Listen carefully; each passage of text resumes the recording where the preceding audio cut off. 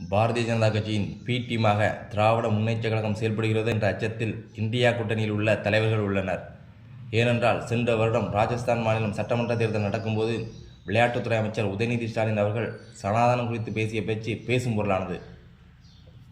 அதேபோல் நாடாளுமன்ற தேர்தல் நெருங்கும் வேளையில் திராவிட முன்னேற்றக் கழகத்தைச் சேர்ந்த எம்பி ஆர் ராசா அவர்கள் இந்தியா என்பது ஒரு நாடு அல்ல, ஜெய் ஸ்ரீராம் என்ற கோஷத்தையும் பாரத் மாதா கி ஜெய் என்ற கோஷத்தையும் ஏற்க மாட்டோம் என வெளிப்படையாக மேடைகளில் பேசியுள்ளார்.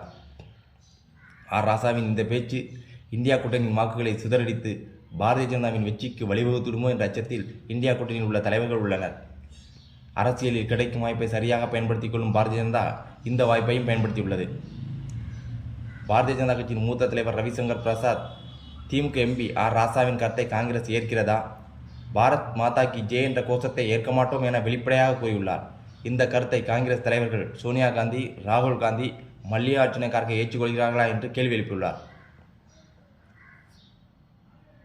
இந்தியா கூட்டணியின் முக்கிய கட்சியான காங்கிரசின் செய்தி தொடர்பாளரும் ஆர் ராசாவின் இந்த பேச்சுக்கு கண்டனத்தை பதிவு செய்துள்ளார். ஆர் ராசா நிதானமாக பேச வேண்டும், இது போன்ற பொறுப்பற்ற பேச்சுக்களை முதல்வர் ஸ்டாலின் கண்டிக்க வேண்டும் என்றும் கூறியுள்ளார்.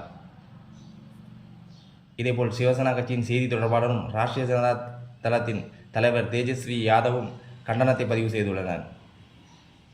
ஆர் ராசாவின் பேச்சு அவரது சொந்த கருத்து என்றும் இந்தியா கூட்டணியின் கருத்து இல்லை என்றும் தெளிவுபடுத்தியுள்ளனர். ஆர் ராசாவின் இந்த பேச்சால் இந்தியா கூட்டணியில் உள்ள தலைவர்கள் கலக்கத்தில் உள்ளனர்.